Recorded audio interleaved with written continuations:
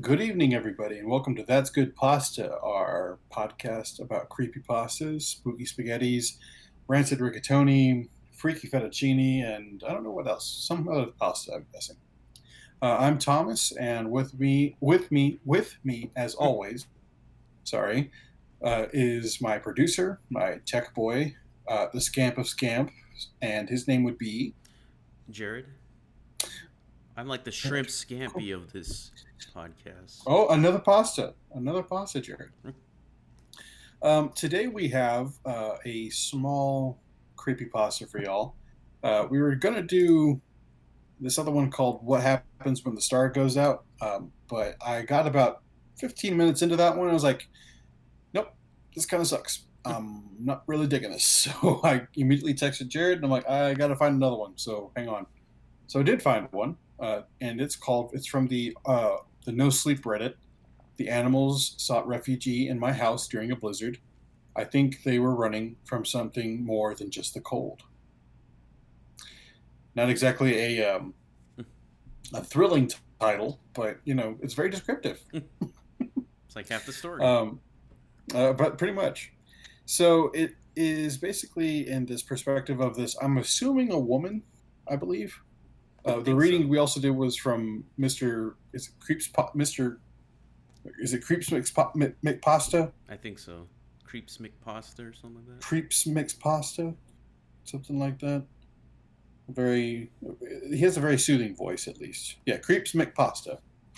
Um, so it's from this perspective of this woman who barely made it home in time from what she assumes is a massive blizzard storm front coming to her house, and inside of her house is her with her husband, and they're like, "Wow, this thing's huge. I don't know what's going on. It's kind of popped out of nowhere." And they apparently are. I don't know if she's in Vermont or born and raised in Vermont, is what the thing says. So somewhere up northeast, I believe. Her husband is Luke, and he's like, "Wow, he just came in time because that storm developed out of nowhere." Oh, my bones are aching. Storm's coming up, honey. You better get home quick. And uh, they see the outside is getting darker and darker. It's like, wow, this thing's looks like it's a pretty bad storm.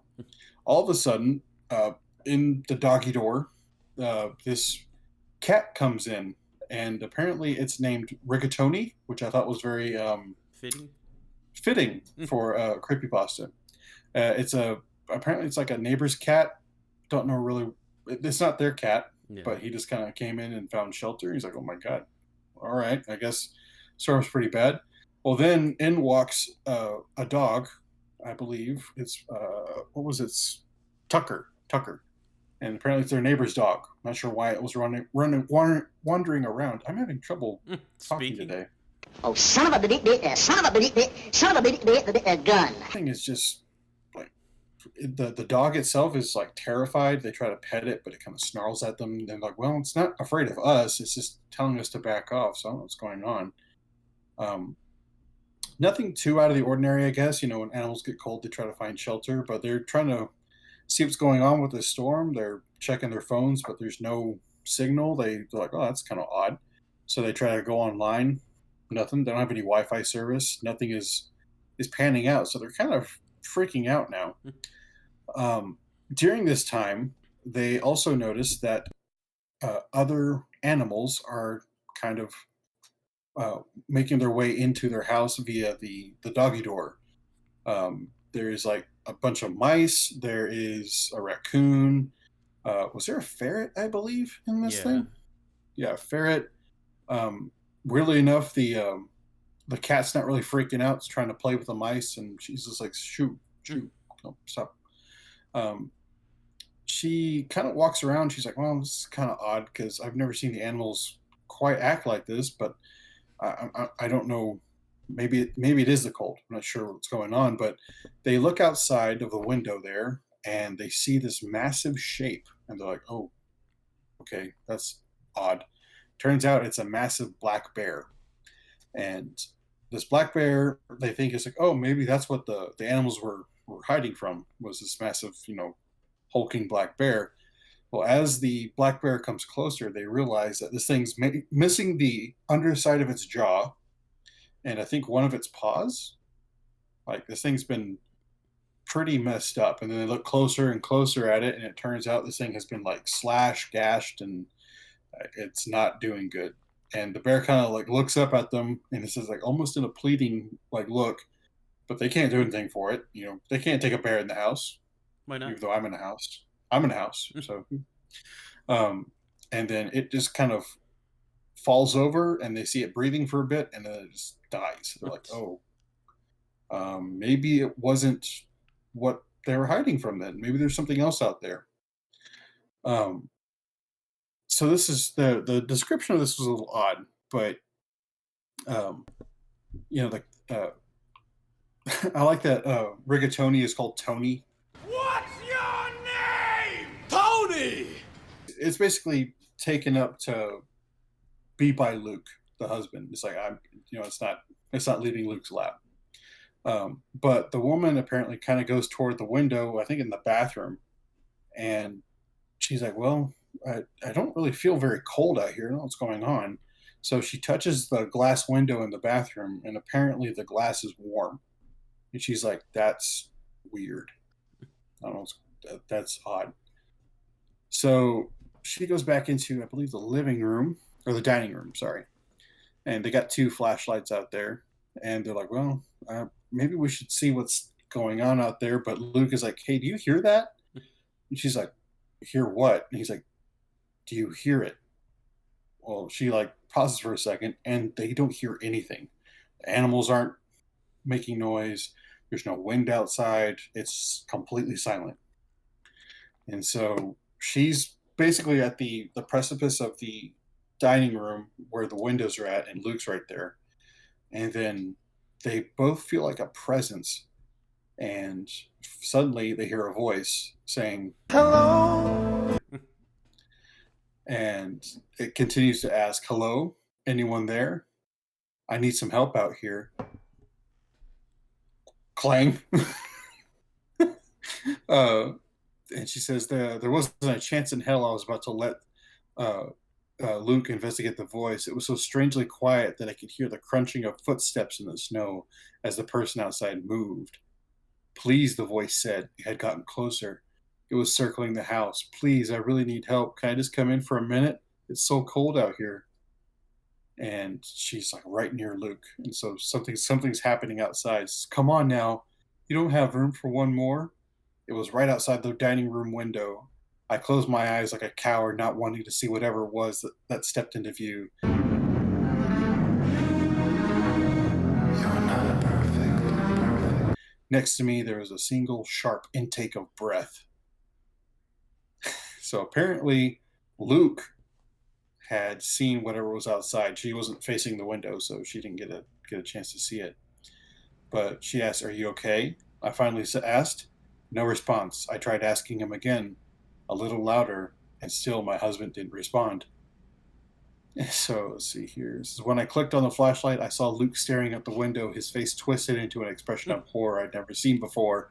His skin was pale, and his body was rigid as a corpse. And try as I did, I couldn't get him to respond in any way. His look of sheer terror never once changed, even as I carried him to the car and drove us as fast as I could to the hospital. Now, the doctors say it was a stroke, but of course, this is kind of weird considering that he's a non smoking 29-year-old, but no one could offer me a better explanation. For the next few days, I waited, and those months turned into years, and Luke regained some of his minor motor control, blinking and twitching his fingers. It was clear that he would never be the same, and I became his full-time caretaker, spending my days attending to all his needs and my nights praying that he would be a miraculous recovery. So basically, Luke is, for all intents and purposes, brain dead. And it ends with maybe Luke saw something he wasn't meant to, something that his brain had destroyed itself trying to comprehend. Yeah, I know. I look at my husband, the love of my life, and can't help but mourn what was taken from me that night. If I had opened my eyes, if I had been brave enough to look, would I have met the same fate? "What do you see?" I ask him, like I have 1,000 times before. I never get an answer. and that ends the story. So, Jared, what are your initial thoughts on? I thought these people were old. Like when I was first, when the story first started, I thought it was like an old couple out in the mountains. But she was like, he was a 29 non-smoking man, and I was like, what? I've heard this before. I think on that No Sleep podcast because it sounded very familiar. I want to know if Tony looked out the window and if he was like, He was like, meow. and the thing outside's like, please no. Meow. It's like, was it Gunter and Adventure Time? No, you can't have my soul. Go ahead. I forgot what I was gonna say. Oh, I liked in the story when you first hear the voice, they said it's monotone. It's not very. It's not like someone cold outside. It's just kind of. Can you let me in? Yeah. Like something trying to imitate voice, voice, I guess. Yeah. This one kind of reminded me of.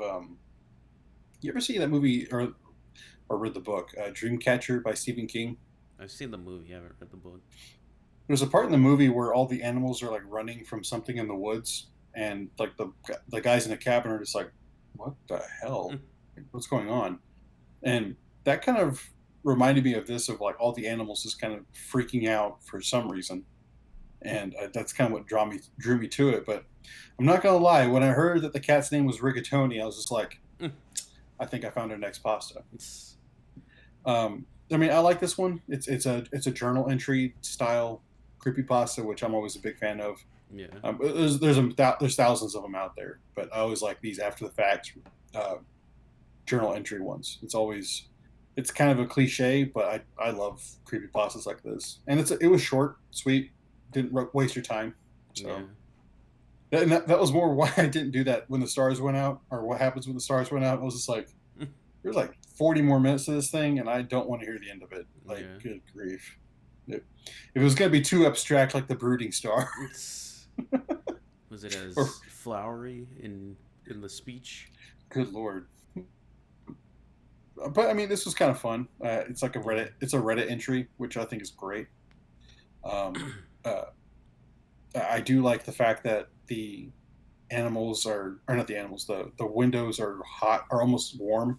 So whatever entity's out there is bringing its own like paranormal like aspect to the blizzard, which I think is kind of cool. But yeah, this was a fun one. This is again short, sweet, didn't waste my time. I like those kind of pastas. Yeah, I like them when they're pretty short. I mean, for like long, like if we're driving, yeah, you want something longer. But if you just want something to kind of break up the monotony of the day, let's do a horror story real quick. I like that old podcast because it felt like an anthology, just a couple little stories. I like the shorter ones. What's that Parcast one that did like the haunt or the horror tales that have like three stories inside of one, kind of like No Sleep has like 2 stories per podcast, so it kind of breaks it up. I like those. Yeah. But this definitely feels like one that should be paired with something. I think. Kind of like the one with the dog that goes off and then comes back. Yeah. Yes. Exactly. If this one was paired with My Dog Was Gone for 3 days, it'd be perfect. Yeah, that's a good pairing, Jared. Good pairing, like crackers and cheese almost. Did we do that one already? The dog one? Mm-hmm. Yeah, we did that one. So that was a good one though. But yeah, I mean, again, short, sweet. I like this one. So, got anything else on this one? No, I think that's all for this one. Okay. All right. Well, everybody, thank you for all the likes. We are this close. We're this close to 100 subscribers. Just 2 and more. if we do that, then we're going to watch Rebel Moon, the director's cut, and make Michael give us a full analysis of it and make him cry. So, most importantly, he's going to watch it. He loves it. Yes. The thing is, what we might do is not watch it and just make him watch it by himself, and then just have him recount it to us because, yeah. But if you guys want to see that, please sub. We're almost there. We're so close. We're so close to that. And thank you for all the likes and subscribe to our likes and views for our Impressive Shadow video. That thing has really taken off, and we really appreciate that. So, Jared, anything else? No, I think that's it. Do you have a story, or do I need to look up one for us? I still want to do the man in the suit one, Okay. and then I just got to figure out how many parts there is and how much we should do. Probably just one. Probably Okay. just the first part. So Okay. probably We're do gonna that try to do next. that one next time. No guarantees, because again, we might get 40 minutes in, like, nope, click. So, so yeah, that's about it for the day, guys. So stay spooky out there. Bye.